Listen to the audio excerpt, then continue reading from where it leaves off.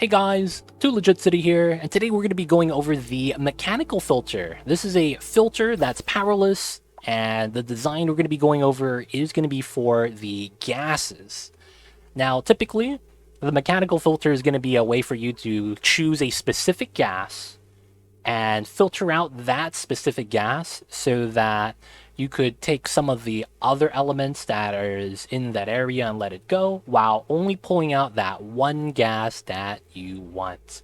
Typically, the mechanical filter design is used for something like SPOM room where you have a lot of hydrogen and oxygen as your only elements, having the oxygen go out to your base to allow your duplicates to breathe while pulling out the hydrogen for your generators. That's typically going to be the purpose of the mechanical filter. Now, the mechanical filter, it's really just these tiles right here. We're going to be going over the design, but this is typically the bare bones basic setup you're going to want to have.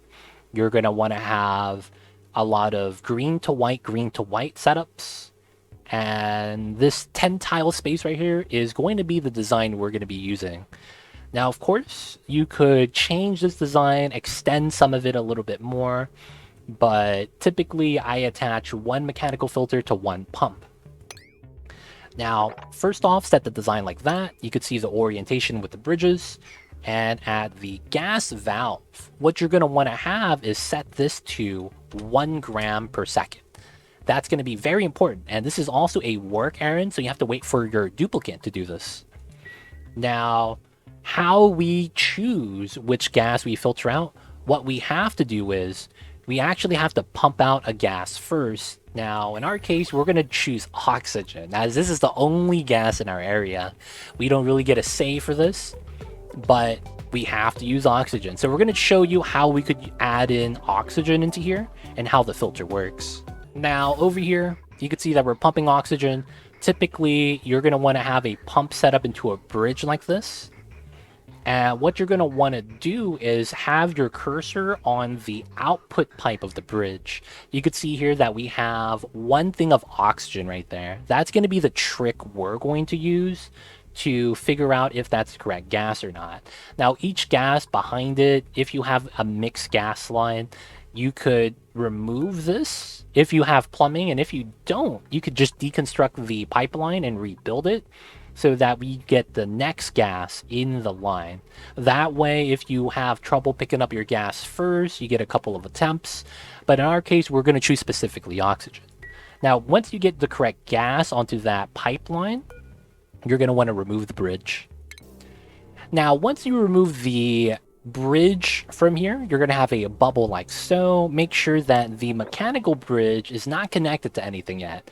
Normally, you're going to have a bypass right here where the extra gas actually leaves the system, but we need to prime the system first, so make sure this is not connected to anything, it's standalone. And after you do that, and you have your valve set to 1 gram, you could have this connect. Now, what we want to see, and afterwards we could delete that, is we're going to have a line of gas bubbles that basically have 1 gram bubbles.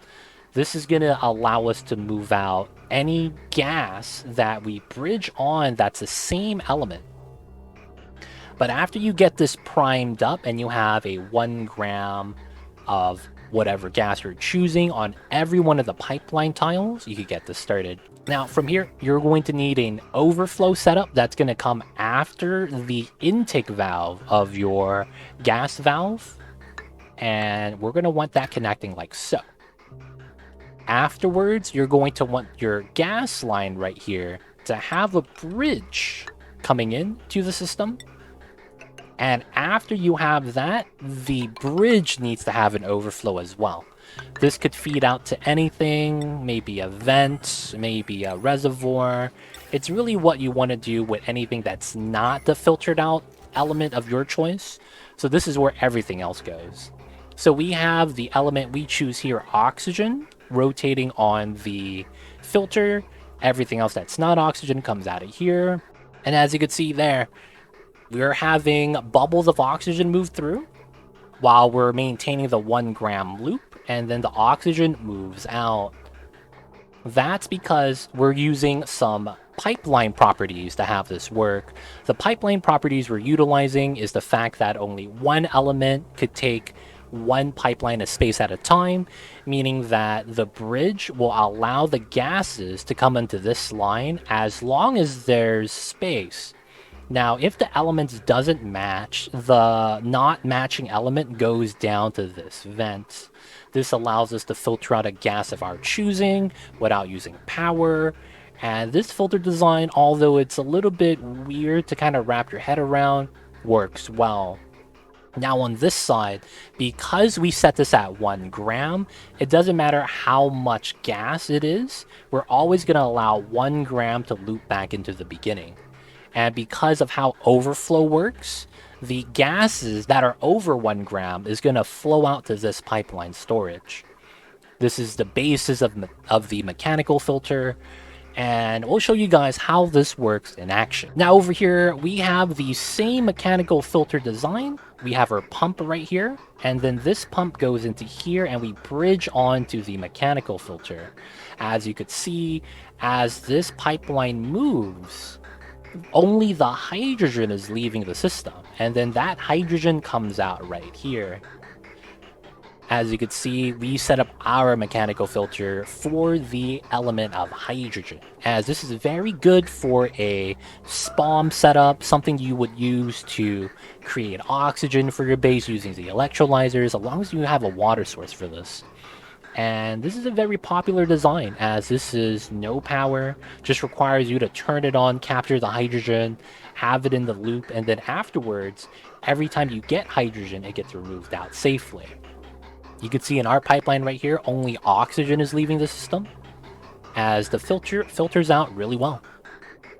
But this is the mechanical filter setup for gases. You could use the same concept for liquids as well, and instead of having your liquids off of the filter, you could use the liquid valve to do the same thing. The concepts all carry over. It's just instead of using gas pipes, you're using liquid pipes. You have a equivalent of the bridge and the valve on the liquid panel, and you could use this to make a filter like that as well. Now, one of the caveats about the mechanical filter is that if the gas you're filtering out isn't consumed, the filter can't properly filter out anymore, and that's because there's no way for the gas to leave the loop if this actually fills up, and your filtered out element actually goes out to the vent. That's the one thing to think about, which means that you will have to always consume your resource. And if you don't, you might run into this issue.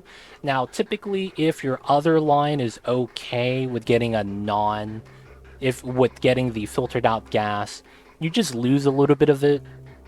But if this feeds out to maybe your Atmos suits, and this was filtering out hydrogen as my SPOM was, that can cause a little bit of damage. Although that's something that's not too bad. You could easily repair that with a little bit of metal. But I will say you should be trying to consume the filtered out element. Of course, you could always take this and put it into an infinite storage if you would like, or if this is an element that could be used for a generator like natural gas or hydrogen, just feed it into the generators straight up, and they should be able to consume it right away. But that is the one thing to watch out for with the mechanical filter. But that is the mechanical filter design. If you guys have any questions about this, leave a comment down below. Hope you guys enjoyed the video, and don't forget to like and subscribe. Thank you guys.